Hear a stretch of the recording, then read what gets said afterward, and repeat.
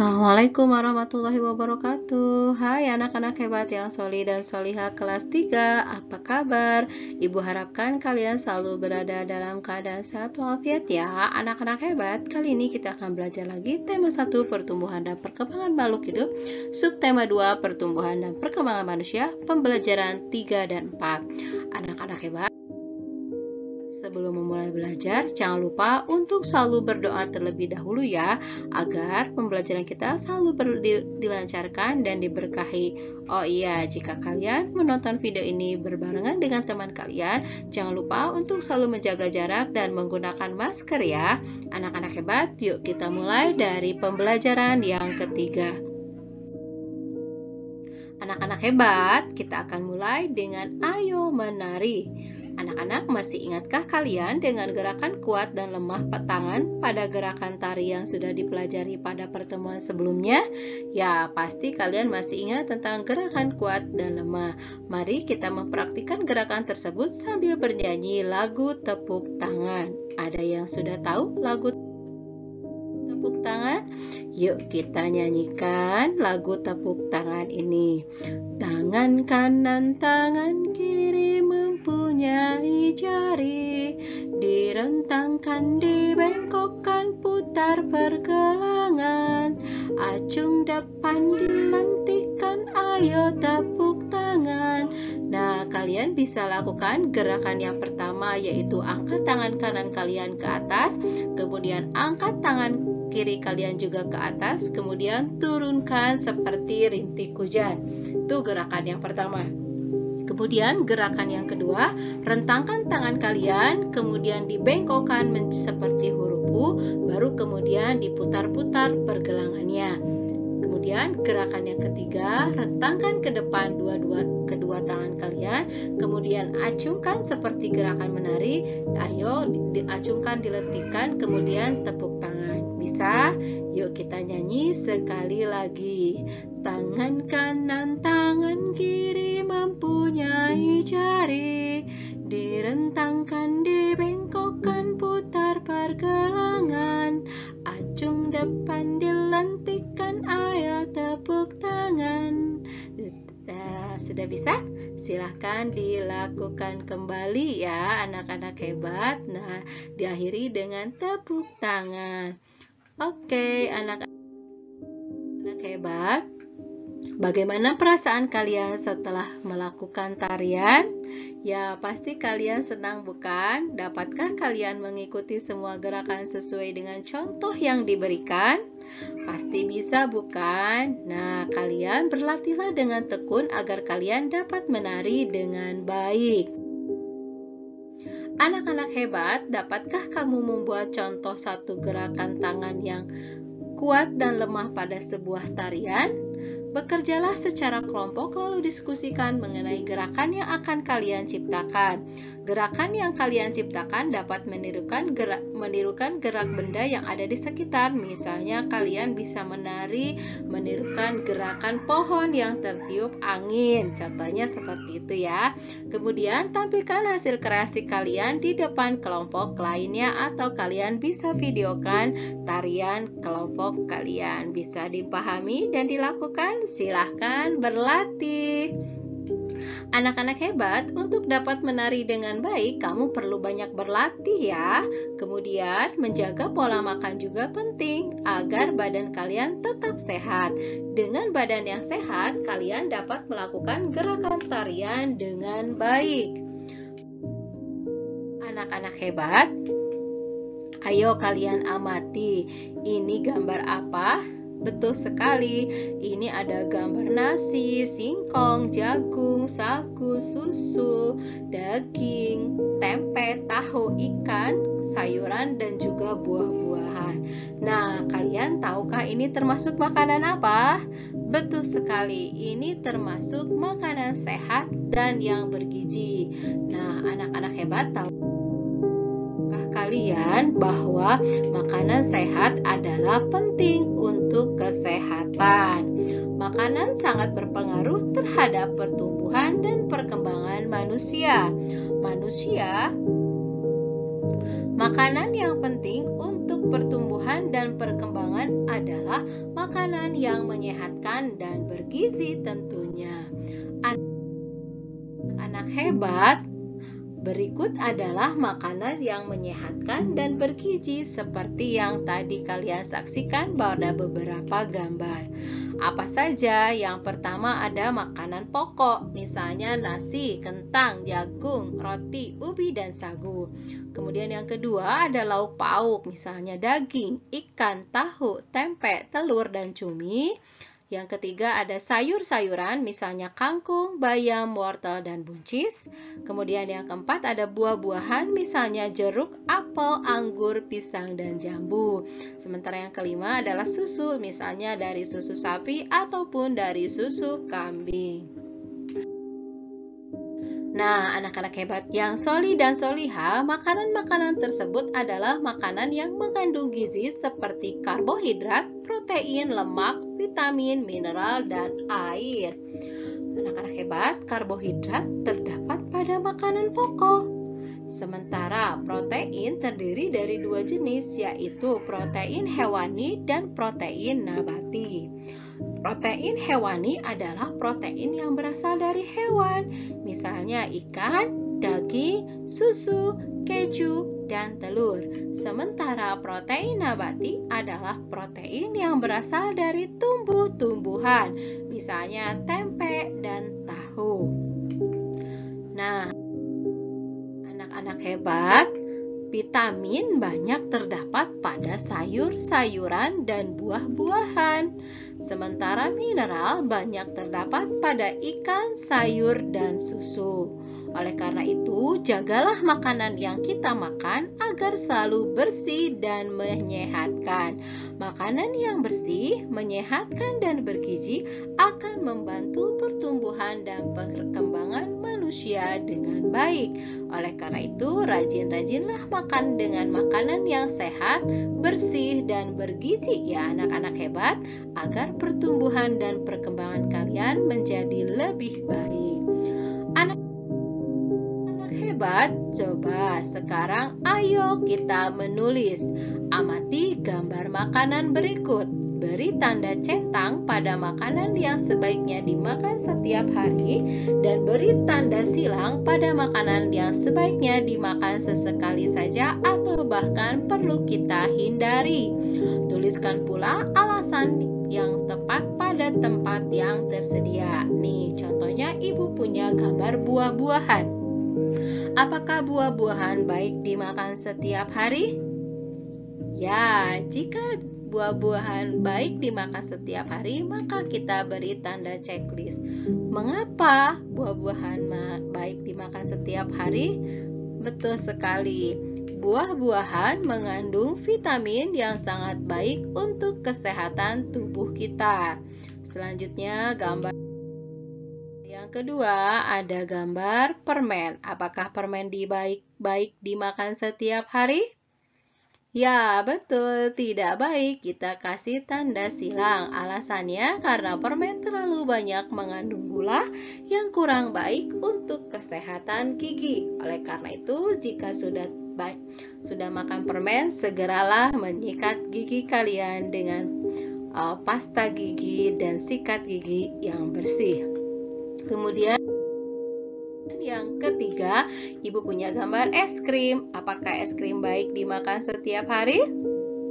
Oke, no, tidak. Kalian beri tanda silang. Alasannya adalah karena jika terlalu banyak memakan es krim dapat mengganggu kesehatan. Selanjutnya yang keempat, ibu punya gambar coklat.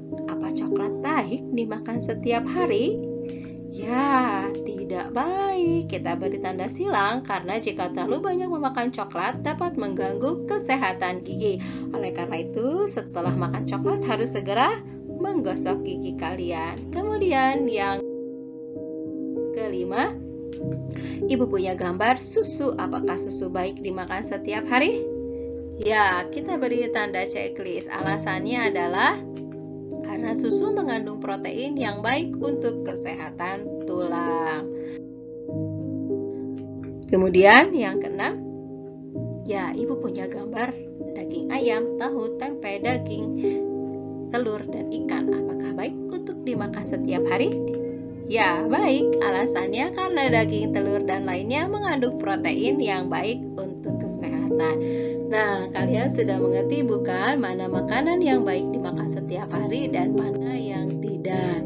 Nah, anak-anak hebat, buah-buahan dapat kita temui dengan mudah di pasar atau penjual buah di sekitar kita. Banyak petani melakukan perkembangbiakan buatan untuk buah-buahan. Hal tersebut dilakukan agar dapat menghasilkan buah yang banyak dalam waktu yang singkat. Melalui kegiatan perkembangbiakan buatan, petani bisa menghasilkan ribuan buah dalam masa panen. Melalui kegiatan pencangkokan, sebuah perkebunan jeruk dapat menghasilkan 3.400 buah dalam sekali panen. Nah, coba kalian bayangkan jika suatu perkebunan dapat menghasilkan 3.400 buah dalam satu kali panen, berapa jumlah buah yang akan dihasilkan dalam 2 kali panen?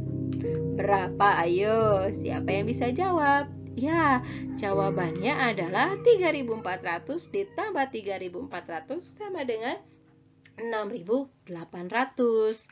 Masih ingat kalian cara menghitung hasil penjumlahan ini? Masih ingat bukan? Nah, kalian bisa gunakan cara untuk penjumlahan yang kalian anggap paling mudah. Kemarin Ibu sudah mengajarkan cara bersusun bukan? Nah, kali ini pun Ibu akan mengajarkan kalian untuk menjumlahkan dengan cara bersusun. Nih, Ibu punya beberapa soal. Yang pertama, pada musim panen dihasilkan 2 keranjang buah jambu. Keranjang pertama berisi 1.750 buah jambu. Keranjang yang kedua berisi 1.850 buah jambu. Nah, berapa jumlah buah jambu dalam 2 keranjang tersebut? Ayo, mari kita jawab. Cara jawabnya kita akan menjumlahkan dengan cara bersusun ya. 1.750 ditambah 1.850 kita jumlahkan dengan bersusun, maka 0 ditambah 0 sama dengan 0, 5 ditambah 5 sama dengan 10, satunya kita tarik ke atas, maka 1 tambah 7 tambah 8 sama dengan 16, satunya puluhannya kita tarik lagi ke atas, maka 1 tambah 1 tambah 1 sama dengan 3. Maka jawabannya adalah jumlah buah jambu dalam 2 keranjang adalah 3.600 buah. Bagaimana? Mudah bukan? Nah, sekarang Ibu punya soal yang kedua. Pak Komar ingin menjual buah semangka hasil panen dari perkebunannya. Kebun Pak Komar menghasilkan 2 truk semangka. Truk pertama membuat 1.200 buah semangka. Truk kedua membuat 1.800 buah semangka. Berapa jumlah buah semangka hasil panen Pak Komar? Yuk kita jawab dengan cara bersusun kembali. Caranya 1.200 ditambah 1.800 kita jumlahkan dengan cara bersusun, maka 0 tambah 0 sama dengan 0, 0 tambah 0 sama dengan 0, 2 tambah 8 sama dengan 10, satunya puluhannya kita tarik ke atas, maka 1 tambah 1 tambah 1, 3. Oleh karena itu jawabannya adalah jumlah buah semangka hasil panen Pak Komar adalah 3.000 buah. Bagaimana anak-anak hebat? Mudah bukan cara menghitung penjumlahan ribuan dengan cara bersusun? Silakan kalian kerjakan soal-soal yang diberikan Bapak Ibu guru kalian di buku tulis kalian. Anak-anak hebat, sekarang kita akan lanjut ke pembelajaran yang keempat. Sudah siap? Yuk kita mulai pembelajaran. Anak-anak hebat, coba perhatikan apa yang Udin, Dayu, Lani, Siti, dan teman-temannya lakukan. Betul sekali, mereka sedang melakukan tarik tambang. Yuk kita dengarkan cerita mereka. Anak-anak hebat, pagi ini anak-anak SD Nusantara bermain tarik tambang. Mereka dibagi menjadi 2 kelompok. Kelompok pertama terdiri atas Udin, Lani, dan Beni. Kelompok kedua terdiri atas Edo, Dayu, dan Siti. Semua senang sekali. Ya, mengapa mereka senang? Karena mereka bermain bersama, yaitu bermain tarik tambang. Coba perhatikan, tiba-tiba terdengar suara Edo mengaduh kesakitan. Rupanya Edo terjatuh dan tertarik oleh kelompok Udin. Semua temannya merasa sedih dan kaget. Mereka kaget karena Edo terjatuh. Edo anak terkuat di antara mereka. Pada setiap perlombaan, Edo selalu menang. Mereka pun membantu Edo berdiri dan menghiburnya.